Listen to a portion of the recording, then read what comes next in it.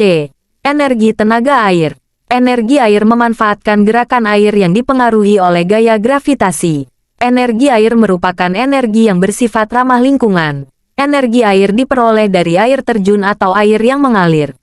Aliran air tersebut mengandung energi potensial. Prosedur pembangkit listrik tenaga air, yakni bendungan PLTA, yang mengandung energi potensial. Berikut ini komponen pembangkit listrik tenaga air. 1. Reservoir. 2. Intake atau bangunan penyadap. 3. Penstok. 4. Turbin. 5. Generator. 6. Transformers. 7. Jalur transmission. Berikut ini jenis tenaga air berdasarkan head. 1.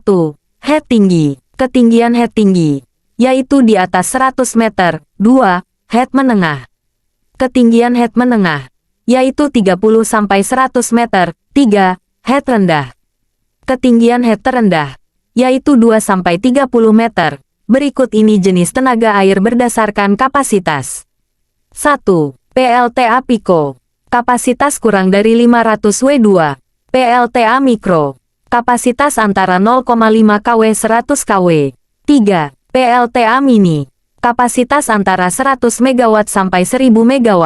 4. PLTA Kecil. Kapasitas antara 1 MW sampai 10 MW. 5. PLTA Skala Penuh. Kapasitas lebih dari 10 MW. Kelebihan pembangkit listrik tenaga air. 1. Pembangkit listrik mikrohidro dapat digunakan di daerah terpencil yang belum ada listrik.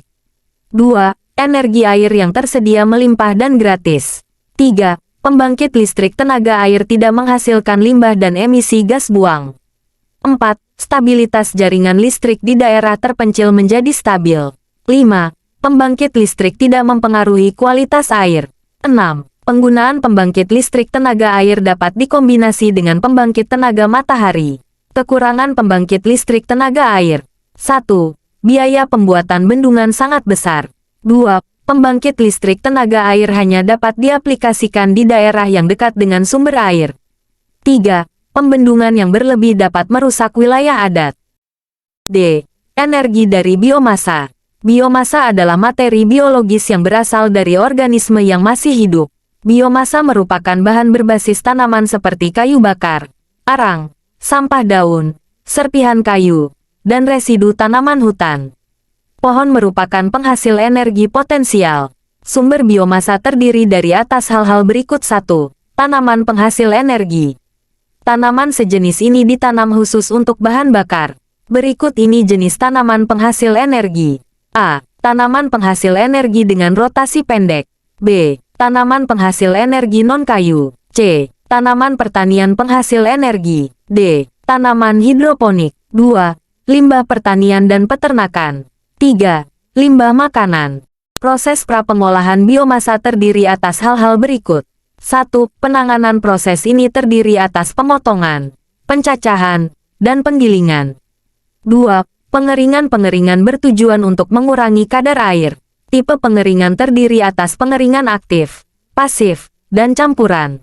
3. Penyimpanan. Tempat penyimpanan biomasa harus dapat menjaga supaya bahan bakar dalam kondisi baik, tetap kering, dan tidak lembab. E. Energi panas bumi. Energi panas bumi berasal dari dalam bumi. Sumber panas bumi merupakan energi panas yang dikandungkan oleh air panas, uap air, batuan dan mineral. Suhu bumi tinggi pada 3000 meter dari permukaan bumi. Berikut ini karakteristik energi panas bumi. 1. Energi panas bumi merupakan sumber energi yang ramah lingkungan, bersih, dan sustainable. 2. Energi panas bumi hanya dapat digunakan di dalam negeri dan tidak dapat diekspor. 3. Harga energi panas bumi tidak dipengaruhi oleh kenaikan harga minyak bumi. 4. Energi panas bumi tidak tergantung pada cuaca. 5. Pembangkit listrik tenaga panas bumi tidak membutuhkan lahan yang luas.